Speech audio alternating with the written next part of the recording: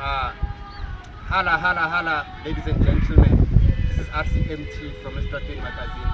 We are bringing you the Sindisa TV talk show. Today we are having Sindisa. For sure, all of us we know her.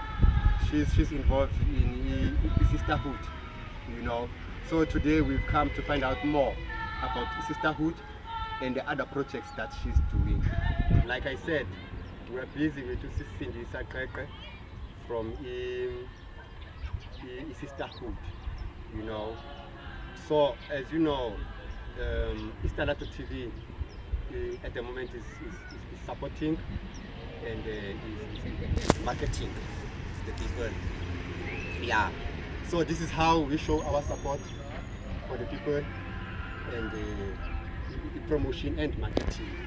So we do that through the interviews, you know. So like I said, Sindisa is just gonna introduce herself, you know, and tell us what's her name and what is the content of her business involvement and when did it start. Thank you. Molweni, to the kind supporters of Sissterhood magazine. Kamalam Sindisa Qeqe from the Sisterhood of De Aar, small town in the Northern Cape. Born and bred, Gas 36. I'm a child coming from a mother with 3 and a father with 10. Ndingumama wabantwana ababini. Sisterhood was founded by a broken young lady. Little did she know that there's a beast within herself that had to be broken so that she can come through.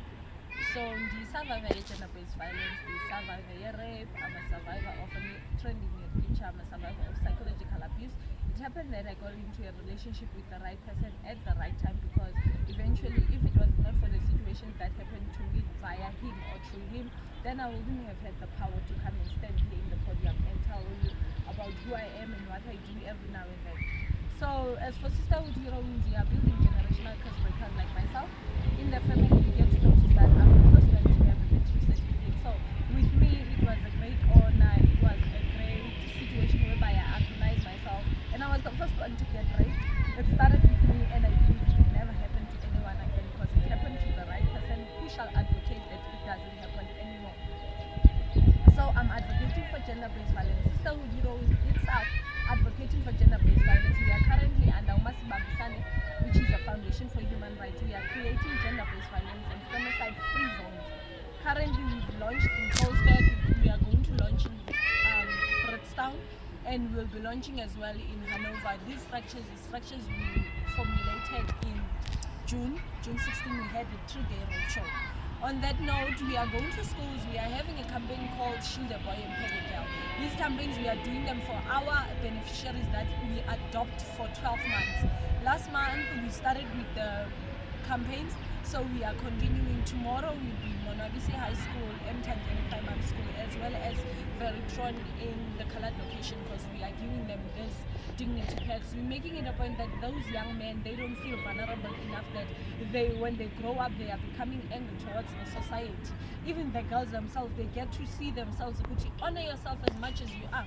Honor yourself with who you are, with the little you have. Be content as much as you can be, because life is happening the way it's supposed to happen, and it happens to the right people.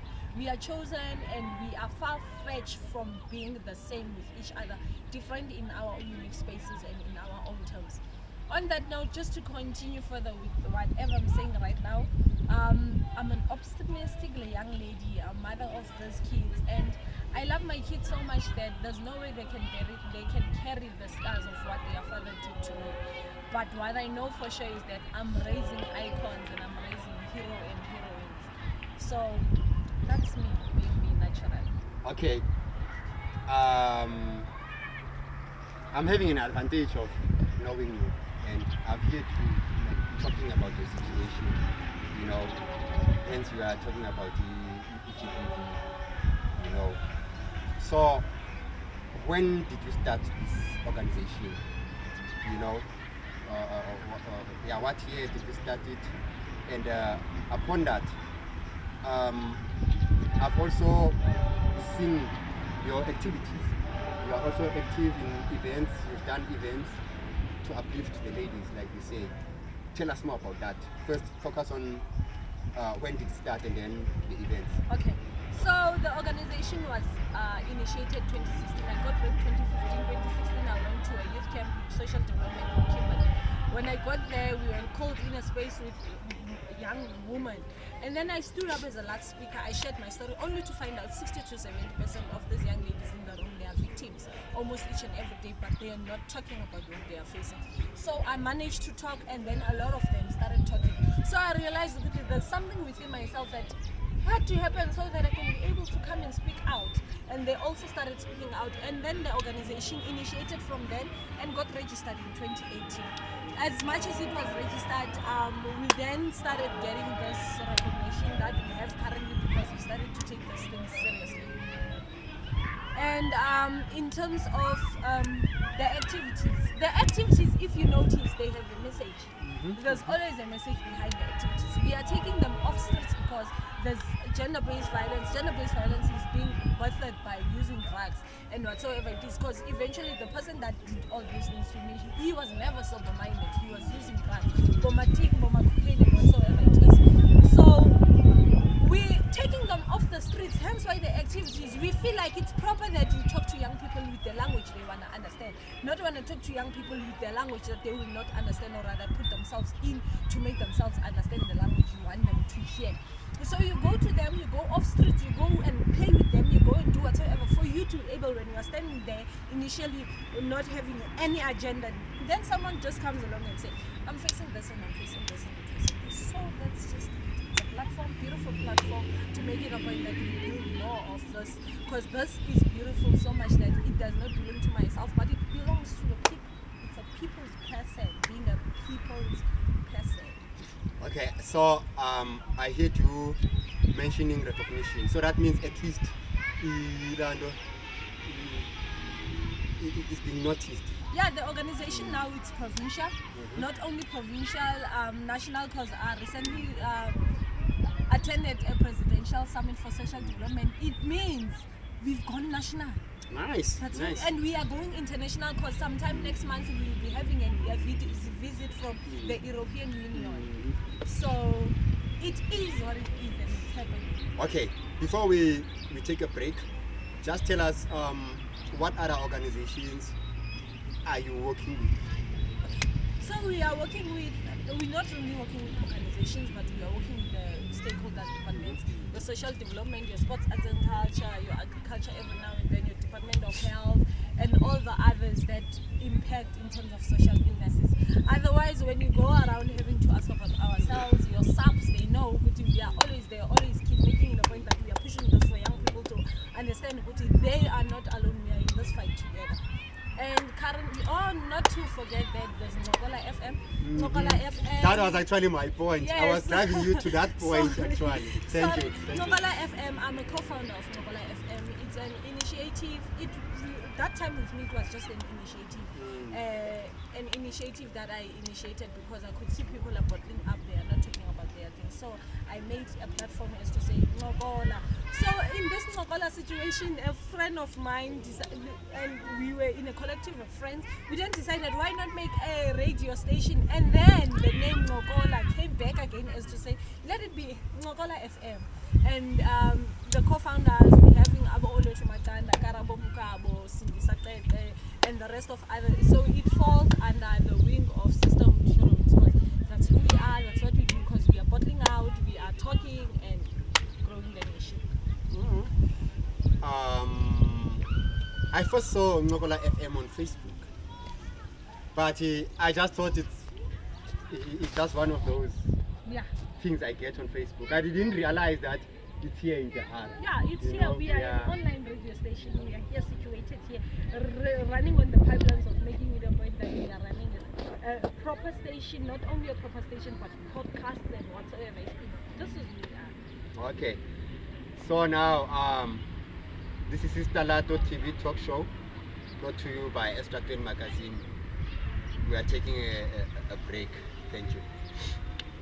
Sissterhood TV talk show brought to you by Sissterhood magazine. We are still talking to Sindisa, Qeqe from Sisterhood. So we continue now. Usisi is gonna tell us more about the challenges that she's faced and the achievements, you know, that she's had up to so far. So rock it. Yeah, apparently one of the challenges I've currently faced is, funding. Every now and then it's not easily accessible. Not to mention the fact that people don't understand what's the meaning of a non-profit organization. They don't understand that it's for the community. They don't understand that it's for having to grow as well as growing other people as well. And it's about passion. It's not just waking up in the morning and then you decide you are going to open an NPO. So some of the challenges, I won't say that there's really challenges more than the funding, because eventually, even if those challenges come and they slap at me today, tomorrow I'm totally out of that, and I just forgot that something like that ever happened. So I'm that natural human being that will let things pass and make it a point that whatever I go through, it has to happen because it has to impact me positively, so in my life. And on that note, I do see Sisterhood Heroines having a huge youth center in the dusty streets of Nonzwagazi, in De Aar, getting young people coming along and doing their photocopies, their digital work and whatsoever it is. I do see the hood going on, not only internationally but internationally, if there's such a thing. We are from the hood. What does sisterhood mean? Sisterhood means there's no better friend than a sister. That's just it. Yeah, ne. Okay, that's how we wrap it up. Thank you to Sindisa. Thank you to our cameraman, Sbonoku Tlenkamisa. So we are done now. You know, thank you.